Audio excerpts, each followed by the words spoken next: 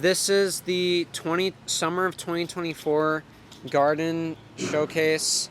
I'll start like with this area of the yard. I'll start with this area of the yard, like this front patio area, and then I'll move on to behind this tree, and I'll move on to over there. But first, I have some Helberine. I'm not sure if this is native, but it was given to me as a gift. Yeah, and this was, my friend made this pot for me in my ceramics class. It's very nice. I think he put it in like the wood and soda fire. But so it's just gotten done flowering, and there's a little bit of it like right here. Let me see if I can get this to show and not be blurry. And then I have this eggplant. It's the Ichiban variety. There's a flower right here. Oh, and looks like there's an aphid or some type of insect right there.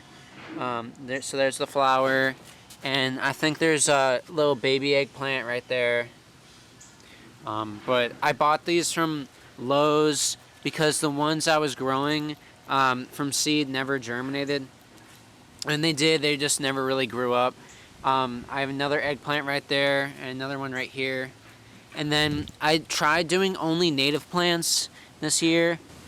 And so I did the Sedum terratum, the wild stone crop right there. It's in the Cryolusaceae family, and it goes through CAM photosynthesis, and I can draw a picture of what that looks like as I learned in cell bio.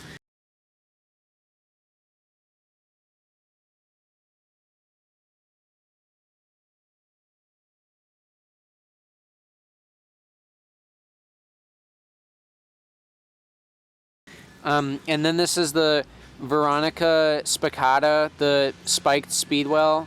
And so there's some flowers on it right now. And then it's just got done blooming a little bit. And I put the soaker hose connected to my house. So I have the hose going from here. Then it's the splitter. And then the other hose goes to one of the ends of the Y valve goes to this like hose, and then the other one just goes to the soaker hose, and it wraps all the way around. And then I think this is sneezeweed. I'm not sure, but I have all the tags inside. And so I planted this like early June or like middle of June, and now it's July 19th, I think. So I'm still waiting for this to flower, and then this is already flowering. The Echinacea purpura, purple coneflower. You can see it's an astrid, and you can see a little bit of the here, let me see if I can get this in the light. A little bit. This is the kind of the point where I need like 3 hands, or I need someone to film for me.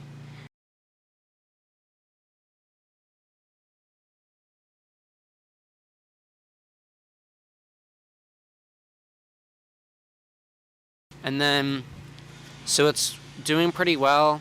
And then there's the other flower right here. And I don't know if there's any other flowers that are going to come up, but I'm happy with how it turned out.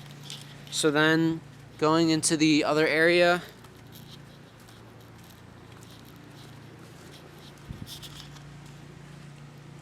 I have, oh, look at this insect right there.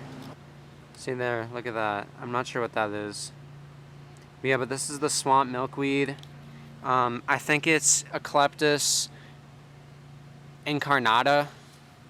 Or that I know like if it's milkweed, it's always in the Ecleptus genus. I have some Ecleptus tuberosa, some butterfly weed on the other part of the garden, and I'll show you that. But these insects, they like to kind of gather on these seed pods right there. Then there's more of them. One year I saw like a ton of them, and it was pretty neat. But there's the ice ballet swamp milkweed. And then I did the Geum triflorum. Oh, I scared a butterfly. Oh well. And that's the prairie smoke. This is supposed to flower, but it hasn't, and if it doesn't flower, it'll probably take off next year, assuming the gardeners don't cut it down. But look at the aphids, the yellow aphids. This is I know this is a type of geranium. I didn't plant this. This has been there for years, but like you can see the purple flowers, really nice. A lot of people compliment that. And then I have the I know the scientific name for the black-eyed Susan, which is Rudbeckia hirta, but this is the sweet black-eyed Susan. I don't know which one it is. I know it's definitely the Rudbeckia genus, but it's doing really well. Yeah, I mean the geranium is kind of taking over a little bit, but you can see like right here, the flowers are it's starting to bloom. Or there's a flower that's gonna come out there pretty soon. And then this is what I probably went over the most renovations. This was this used to just all be grass, and there used to be a rock there, but I did a serious renovation.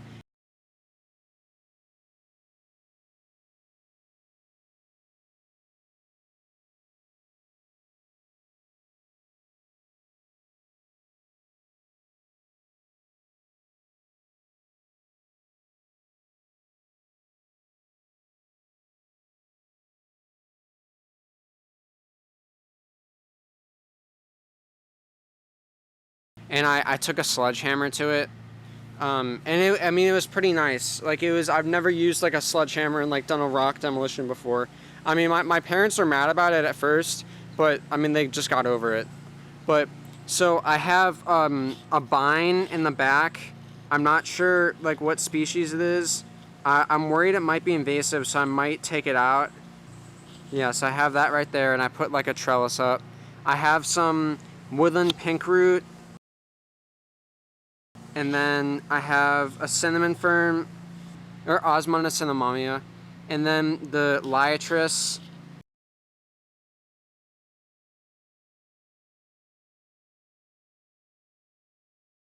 I have right there, and you can see the white flowers. It's a little bit easier to see on this one. Yeah, it's not so pretty. Yeah, so you can see the white flowers. They might smell nice. I haven't smelled them. And then I have a fern right there. I'm not sure what it is, but I planted that.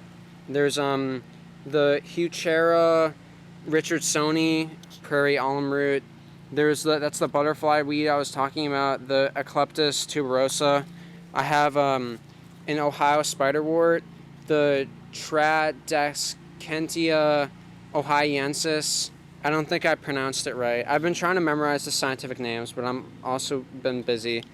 And then there's the penstemon. I know that's foxglove beard tongue, and that's always the penstemon or penstemon genus, but I have to look that up again. And then I did some gray-headed coneflower, the Ratibida pinnata. And then I gotta make sure I don't stand on it. I think that I don't know what this one was. I'd have to look, and I might put like a sign up on the screen for that. But I have this growing, and it's doing pretty well. It might. I don't know when it's gonna flower, but it's a little bit early to tell. And then I have this the cotton ball flowering onion. I don't know the scientific name for that, but I have this right here. This was these plants my parents put in like a couple years ago, because we used to have a hydrangea right here, but it died, and so it's since been replaced by these. But these plants have really taken over. So here's probably what I'm happiest with. I think this is Monarda puntica or puntata. Or Monarda fistulosa. It's definitely a Monarda. I know it's like I think it might be puntica, if anything. Oh, look at that little butterfly. That's so cute.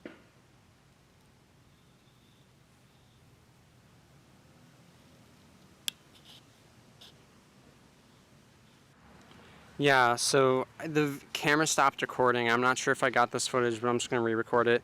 So this is the hydrangea. Let me see if I can get the manual focus to work. Yeah, so right there. The ones that are sold in the stores are primarily just used for like being showy and whatever. And the flowers that you see are really just false petals. And the real ones are like the really itty bitty small ones. And so this is one of like the more natural hydrangeas that's not completely sterile. Yeah, they're just zipping back and forth.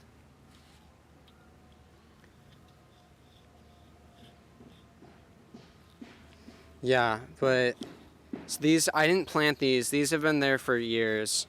And I have a Japanese beetle trap to get rid of the invasives. I don't think it's caught many beetles though. But that is something that needs to be done, is because the Japanese beetle devastate all the other crops.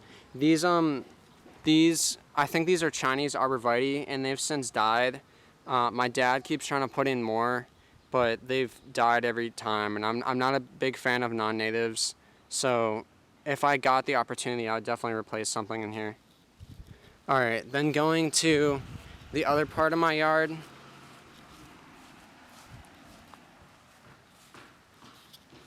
I have I think it's the Silphium lactinatum, or Silphium lactinatum at the Compass plant. And these haven't done too well. They haven't flowered. And I planted 3 of them, and they just look alright. And I mean, some of them have gotten like a little bit chewed up by the lawnmower. Because, I mean, I did plant one of them way too close to the side of the lawn. And then I have this one right here. And there used to be a lot of this like some stone crops that were native to China and Korea. And I don't think it was supporting the local wildlife, so I uprooted all of it. And I might put other stuff in its place. But I've been spending like a considerable amount of money on this. I don't know if I want to put more work into it, if my parents will allow it. And then we have the wild columbine, the Aquilegia canadiensis. Zoom in on the flower. And these have since all bloomed, and there's some of them that haven't bloomed yet, but this has really taken over the area. And let me get the focus. Yeah, so that's there. And then I planted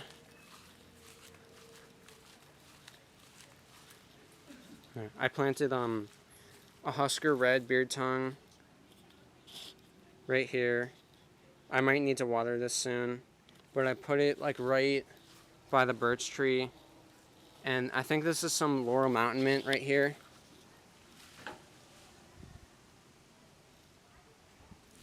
And these were the last ones I put in. This is the Eastern Bee Balm, and I think this is another alum root. So probably Heuchera something.